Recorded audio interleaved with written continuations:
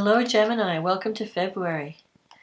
This month we have a new moon in Aquarius, which is favorable to your sign. Depending on where you live, it either happens on the night of the 31st of January or the early morning of February 1st. And this new moon coincides with the Chinese New Year, of the New Year of the Tiger. Then we have Mercury going direct on the 3rd. And then we have a full moon in Leo on the 16th. And as you know, I don't know if you know, but the nodes have switched signs from Gemini Sag to Taurus Scorpio. So we'll be talking about that later. For now, let's see what the cards have to say about love and relationships for Gemini. What does Gemini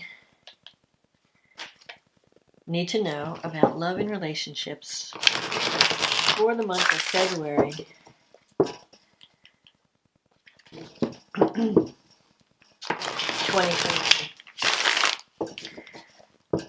What does Gemini need to know about love and relationships for the month of February? This month we have Venus and Mars coming together right around Valentine's Day, so it should be a really romantic Valentine's. So let's see what Gemini needs to know.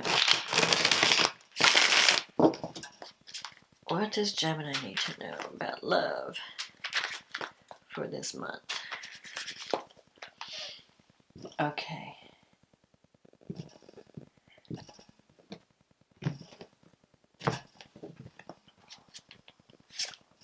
The Tower. The Nine of Wands. The Temperance, the King of Swords,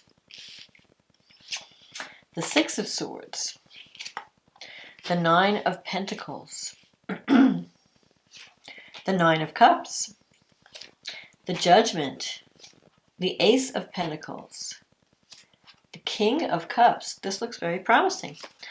And the Ace of Cups. Okay. Major change this month. Okay, so the Tower, you're starting out with the Tower. Now, don't freak out. Everybody freaks out when they see the Tower. I don't think of the Tower as a negative thing. Yes, it can bring shocking things to the surface. It could bring sudden endings and changes, but they're always for the best. No matter what happens with the Tower is really your friend, even though it does things in a way that some people find upsetting, but I don't think Geminis will find, because, air signs are okay with change. Earth signs and water signs may have more of a problem. But as an air sign, you really, you roll with the punches. You roll with the changes. Actually, you might even be an agent of change, especially since the Tower is coming out as the first card. This represents the end of something false, major changes in your life. It could be in a relationship. You might decide, I've had enough. I'm done. I'm out of here. If you've been putting up with something that hasn't really been working for you, whether it's a relationship or a career or any kind of relationship, any kind of situation where you felt oppressed or you felt restricted or you felt it just wasn't working. It's like you're finally seeing the truth. That's the lightning hitting the Tower. It's the Tower. It's the lightning of truth. And once you see the truth, you can't unsee it. And so this can represent, if you're feeling oppressed in a situation, it can represent freedom. If you've got a big ego, it can represent a blow to your ego. If you think like, I'm untouchable, I'm like a tower. If you're living in this ivory tower, then this could be like, whoa, I thought I was in a great relationship. Now all of a sudden I find out my partner's cheating. That could be a tower thing. But whatever the Tower takes away, it's because you were on the wrong path and you need to get on the right path. So the Tower can feel like destruction. Everything's falling apart around me. But once you rise from the ashes and rebuild, you're rebuilding in a better direction. So the end result will be positive, even though while you're going through it, it may feel disruptive. You have the Nine of Wands crossing. Now this could be, the Nine of Wands is about enduring the struggle. So you might have been struggling with something for a long time. and feeling like I'm constantly defending myself, I don't know if I'm ever going to win this battle. Maybe I should just give up.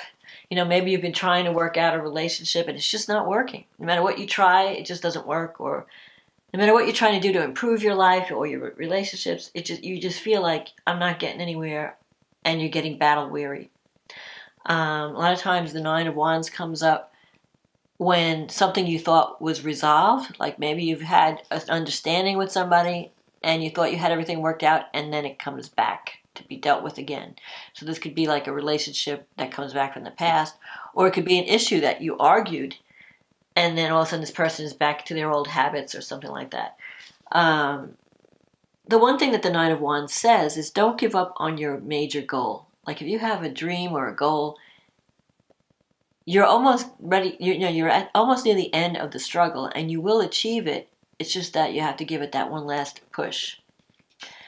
The issues around, but I feel like you're going through some major changes this month, where things are going to be restructured, where things are going to be taken away or destroyed, only to be replaced with something better. So you must focus on that. Don't focus on what's leaving. Focus on what's going to be coming in the future. Because whatever is leaving, you don't need. If something is crumbling, let it go. And maybe you're even part of the crumble because it's the first card. So you may decide, I'm making changes in my life, and I don't care if I'm disrupting my life, and I don't care if I'm blowing everything up. I need to make some changes.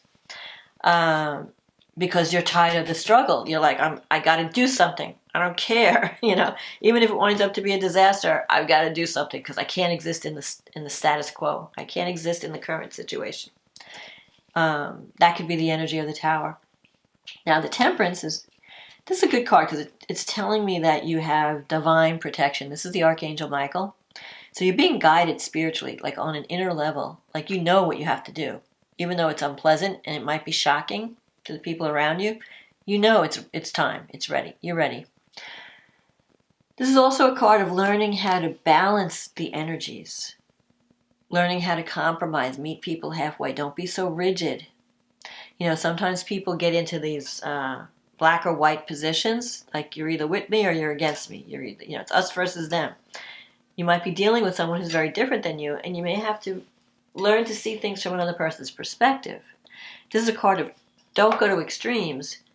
Do things a little at a time. You don't have to throw the baby out with the bathwater. You can make changes. But I feel like you've already tried that, and it probably didn't work, and now you're at the point of crisis. Like, I've got to make some change. I can't. The King of Swords, that could be your energy. This is a card of really, but it could also be an authority figure that you feel has been really harsh with you or judgmental. It could also mean that you're really you've been giving things a lot of thought. You've been really thinking critically about your relationship and, what's real, what's not real about this. What do I need? What do I not need? What do I need to hold on to? What do I need to let go of? What's blocking me, from finding my joy, from finding peace? And so you've been doing a lot of, this could also represent a legal situation. So if you're married, it could be, having to work things out legally if you're going through a divorce or separation. And you've been thinking about the past and trying to make decisions based on, what you've learned from the past. But I feel that you have made the decision already, because this is in the past. This is in a card of a recent influence that's passing. These two cards are past. The Six of Swords is the energy that's coming up into the future. And this is a card of moving away from difficulty, moving toward greater harmony, leaving your troubles behind. So whatever you're going through at the beginning of the month, I feel like at the end, over time, it may take a while, but you're moving, like it's going to be a slow improvement. So whatever, like the worst is over. You're coming to the end of a struggle. Because you have these three nines. You're not quite there yet because you haven't gotten to the tens, but you're close. It's like when you're like, here's the top of the mountain, and you're just like maybe a mile off the top. I just have a little way to go and I'll get there. So don't give up on your main goal. Like, whatever that is, keep the dream alive, but don't be upset by any of the changes, because the changes are helping you reach your goal, because you're no longer holding on to something that's not a good fit for you or not right for you. And that if that's a relationship, let it go, because when you clear out the old energy of what's not working, you're making room for the new energy to come in of what will work. So for a little bit in the future, you have this Nine of Pentacles energy here. That's a card of, you'll be focusing on your security, on your business, on making money, having a house, having, financial security. So after the Tower moment, you might be feeling a little bit lonely, and you might be feeling ready for another relationship. If you're ending a relationship, this might be.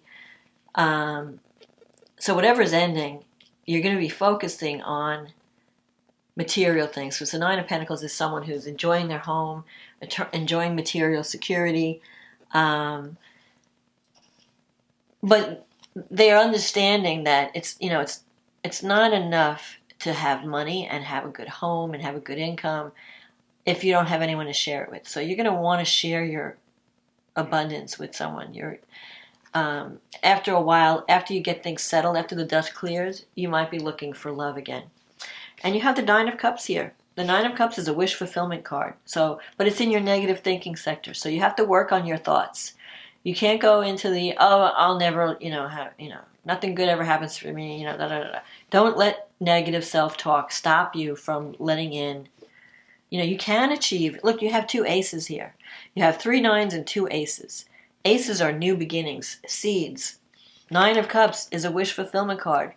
But you can't, don't shoot yourself in the foot with negative thinking. You can achieve a new goal. You can achieve your wish. In your environment, you have the Judgment.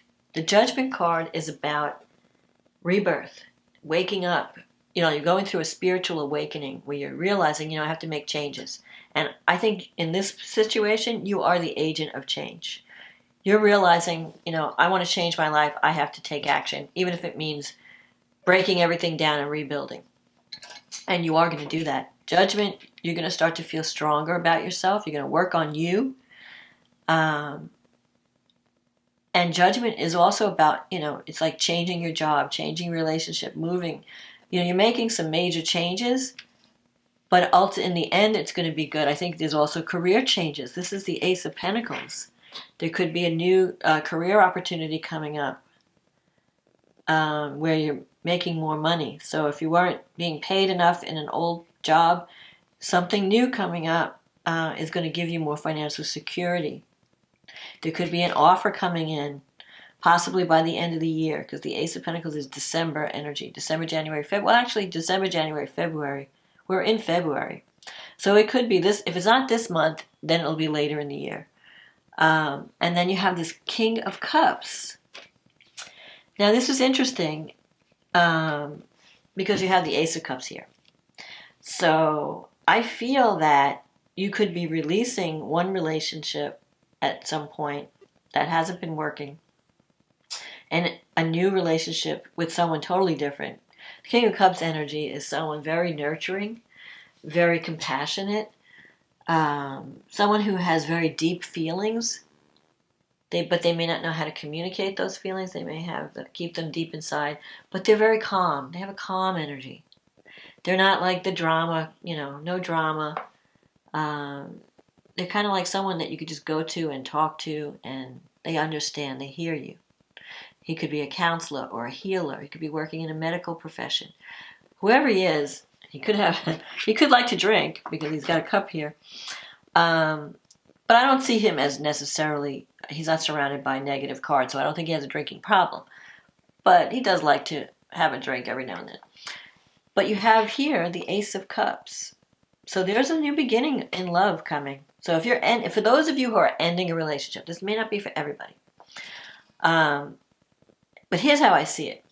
For those who are definitely done, I'm leaving this relationship, there's new love in the wings. It may not happen till the summer. It may take a while to show up. You might be focused on work in the meantime. and self-improvement. I think you're going to be working on you in the next couple of months. But definitely in the future, in the wings, new love. Here it is. And it's because of the changes that you're making within yourself that's bringing this new energy in.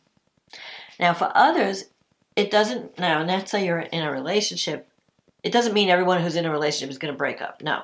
It could mean that your relationship is going to go through major changes and revelations, like where you really you reinvent yourselves. You know, you have a new beginning within the relationship where you talk about the difficult things and you really make major changes with both parties, because you have this temperance card here. You both have to work on yourselves. You both have to compromise and see things from the other person's side, maybe even involve counselors. You know, go for counseling, and you could recreate your relationship so that it's better. You could rebuild it in a better direction so that you're having like a renaissance, a new love, a rebirth. And with judgment, that involves sometimes forgiveness. You may have to forgive someone for something that they did that really rocked the relationship. You know, you have to look at what went wrong and why. Forgive each other. Forgive whoever, maybe, you know, whoever is the person who, the offender, let's put it that way, or you may have to forgive someone, but if you both want to, you can stay together, but you'll have to make some major changes in the way you relate to each other. But it's possible if you believe, if you really want to keep the relationship. So it could go either way. It could be that you're done and you're going to be on to somebody new, or your world is rocked, you're seeing the truth, you know, and you make major changes to fix things. But it's going to involve major change on both sides. So, but it can be done. I feel like there's positive energy here with the Nine of Cups. And these two aces. If you're willing to put in the work, if you're willing to see the truth and make changes, take action towards change, you can salvage the situation and you can bring in a new beginning in love. So those are my two interpretations, because this is a general reading. It may not fit everybody, but if it speaks to you, take it. If it doesn't, leave it alone. So now let's see. Before we get into the astrology, I want to see what the angel card, what's the message for this month from the angels for Gemini. Let me just pick a card for Gemini. Blessings. Love, light, blessings. Through this card, you are being showered with angelic light. Accept the blessings about to come your way and know that you deserve to be and have all your heart's desire. You are being lovingly guided along a golden path, a magical journey through which you shall discover your true essence, the infinite and eternal you. Congratulations. So there you go. Don't give up. The angels have your back. And here it is. Here he is, Michael. And he's in charge of all the other ones. So let's see what the astrology has to say for Gemini. So we have a new moon in your 9th house. And it's conjunct Saturn and square Uranus in your 12th. So your belief systems are changing. And Uranus in the 12th can shake things up. Because the 12th house is psychological blocks, things that are hidden. Some things that are hidden may come to light. It can rock your world. The 12th house can be hidden enemies, psychological blockages. But whatever it is, you have an opportunity to have a rebirth. Because the 9th house is about higher education, teaching, learning, your belief systems. So your beliefs may be changing because of some unexpected development that comes to the surface. And you'll probably see it with the with the full moon. But you have an opportunity for a new beginning in the way, and that can involve going back to school, getting new training, it could involve teaching. Maybe you have an opportunity to teach or travel. Maybe you have an opportunity to learn new skills. It's going to involve work and commitment because Saturn is there. So it's going to be hard work, but it will offer immense rewards. It's something that whatever you learn, whatever you're doing now, whatever you're committing to, is going to be in your life for a long time. You're going to have long-lasting benefits from it. Uranus in the 12th is trine Venus in the 8th. So there could be some developments around love or money that come out of the blue. Something hidden comes to the surface. You have a lot of planets in your 8th house. So the 8th house has to do with sex, death, transformation, your partner's resources. So with Mercury, Pluto, and Mars, and Venus, oh man, you're confronting your demons this month. You are confronting the darkness and making major change. You have an opportunity for major change.